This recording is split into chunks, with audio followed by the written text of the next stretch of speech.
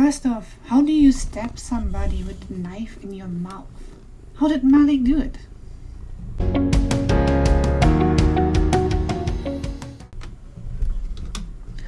Hi guys, I'm Kat. Welcome back to another book review. This time with my cat, showing us her butt. Thank you, Cleo. This time I would like to talk about A Song of Wraiths and Ruin by Roseanne A. Brown. The story of A Song of Wraiths and Ruins alternates between Malik and Karina.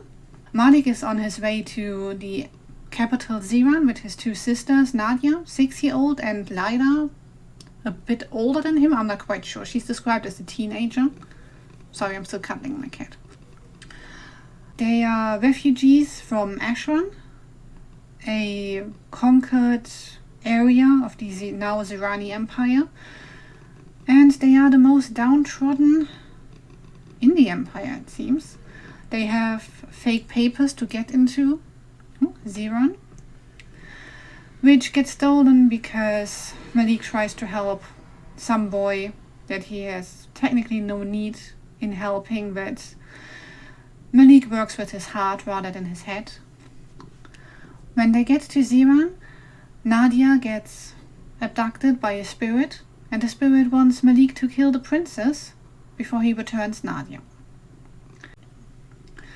The other POV is from Karina's perspective, the princess of the Zirani Empire. She just lost her mother in an assassination and has to step up as the new sultana way too soon.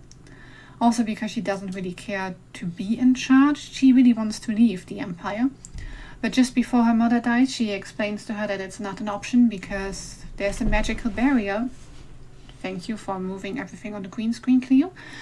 There's a magical barrier that keeps either things out or things in. I think the Kestrel explains it as like it keeps something out, but during the story you will learn it's more keeping something in. The story plays during the Solstasia event, a range of festivities where the people decide through a tournament which god reigns over the next 50 years of their life. And every god, there are 7 gods in total, and your patron deity is essentially tied to which day of the week you were born. One champion for every god is chosen, and whoever wins designates which god reigns over the next 50 years. So while Malik rediscovers the magical powers that he's subdued all his life, because people told him that he was crazy and he couldn't be seeing ghosts and wraiths and whatnot, he rediscovers them after meeting the spirit who steals his sister, and he uses those powers to get himself a place in the tournament. During the tournament, he gets to spend some time with Karina as well, and over time they develop feelings for each other.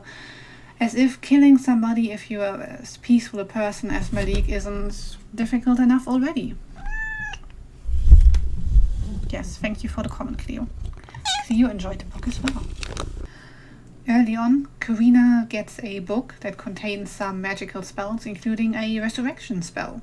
So when her mother dies, she sets out to get all of the ingredients to bring her back, because she doesn't consider herself apt for ruling, and she misses her mom, although there's more to unpack in their relationship. For characters, Karina starts out as a somewhat angry and rebellious character. So I was a bit at odds with her anger in the beginning. I mean, what are you doing, Cleo? You understand it to a decent degree. What are you trying to do, Cleo? Okay, you want to sit on the PC again. Right, okay.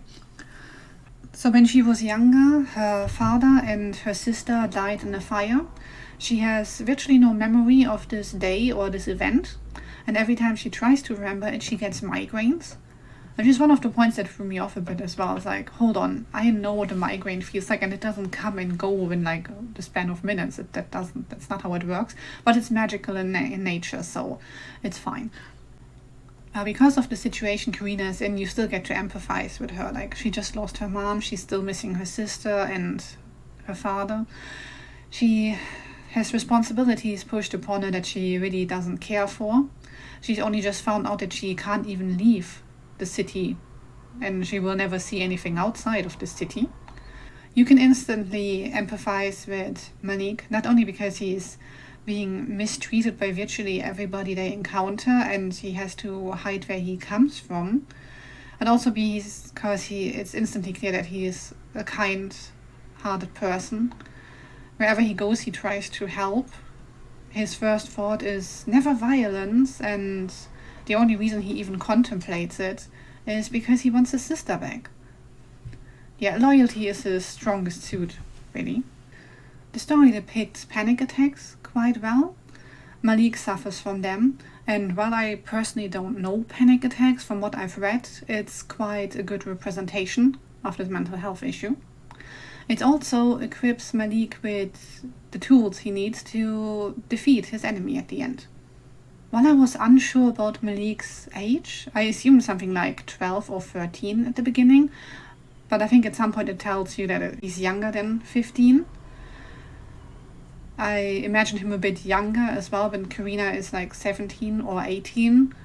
So I was a bit confused about how that would work out, but well, if he's closer to 15, then that makes more sense. I found identifying or empathizing with Malik quite easy, because at some point the other champions ask him, or one other champion, Tunde, who's also important, and I'm pronouncing every single name wrong, I think, so we'll have to live with that now. So Tunde asks him to come along drinking, and I think Malik puts it as far as bad ideas went, going out drinking with the other champions was the worst Malik had ever had. And I was like, I feel for you, buddy, I feel for you. Socializing, it's tough. When they go out together, you also get an impression of how many languages are really united or rather forced into the Zerani Empire. It's like when Tunde tries to talk to somebody in the Ashran language, instead of here boy, which is already rather rude, he says something like, bring your location hither, tiny male creature. It took me a minute to get over the giggle for that one, it was cute. The story shows quite a few parallels to imperialism and the discrimination and oppression that follow in its wake. Yeah, it's really hard not to root for Malik and all the people he came from. The other moment where I had to put the book down and giggle for a minute was after a life or death situation that Karina and Malik go through together. They try to return above ground to the palace or to the city in general, and they walk for a while. Apparently it's a couple of hours. They eventually sit down to rest, and Karina starts wondering whether they will die of fatigue or starvation first, and you're just like, girl, you've only been out for a couple of hours, chill. I mean, it happened after a life or death situation, but still overdramatic a bit. The world was very vibrant and rich, and you really felt like you were there. There were one or two things where I couldn't quite imagine what it would look like the monster they encounter in the necropolis. I'm still not quite sure what it looked like. But supposedly there's a movie coming out, so maybe we'll get to see it then, because I'm pretty sure the Pokemon-like creature I'm imagining is not what it really should be like. The other thing was lion costumes during the festival. Apparently they were big enough to hold two people and hide a third person, and I said, oh, okay, they are not like the mascot-sized things I imagined then, but I guess that's on me, not the book. There were very few things that didn't make any sense to me. For Karina, sometimes you can tell that she's used to being above other people and not caring for them. She tells you that she cares for her people at some point, but then her carriage gets into an accident caused by Malik, and the driver gets injured. You see this from Malik's perspective first, where the carriage almost falls off a bridge and the driver gets squished under it and there's blood everywhere. At no point does Karina care that somebody just got hurt. while escorting her somewhere. The same with Afua, a girl who knows magic and tries to help Karina at some point.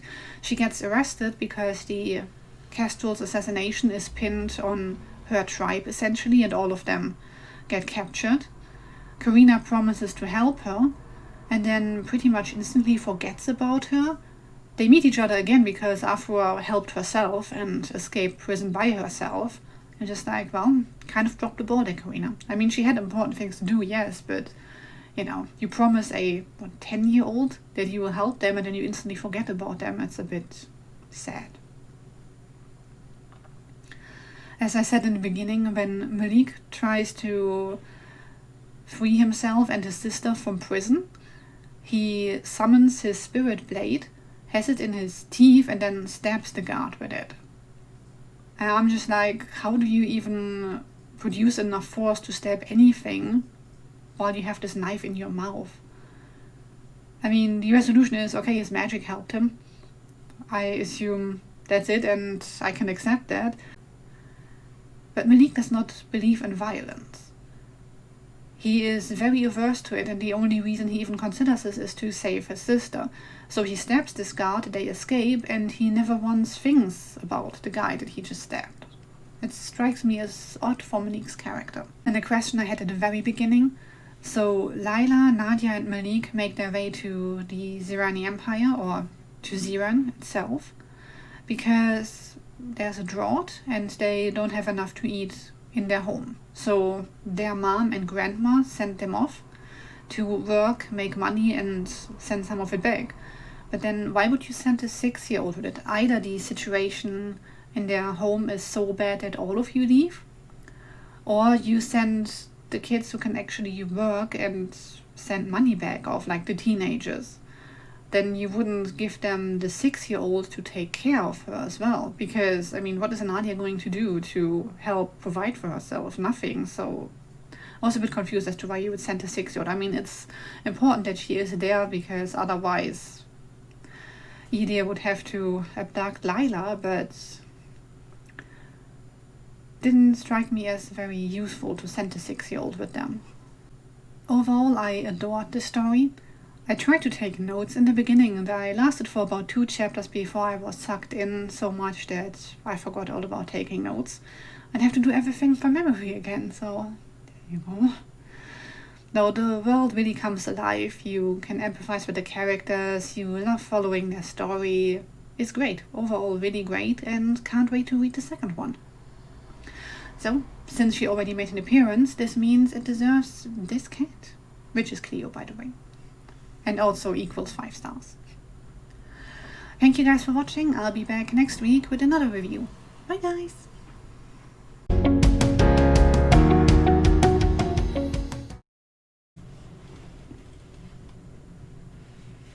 You know you can go over the chair, right? Yes, I have the tweets up here, but you have to come up. Walk over the chair. Or destroy the green screen, that works too. Yeah.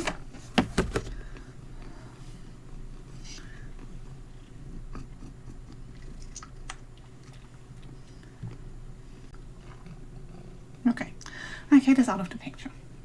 She's hoping for more treats. Sorry, my cat looks like she rolled through the rose bush completely. How much stuff do you have on you? How do you get so dirty every time you go outside? She also just likes destroying stuff on the desk. Thank you. Or slapping me with her tail. Either works. Why are you trying to get into this drawer?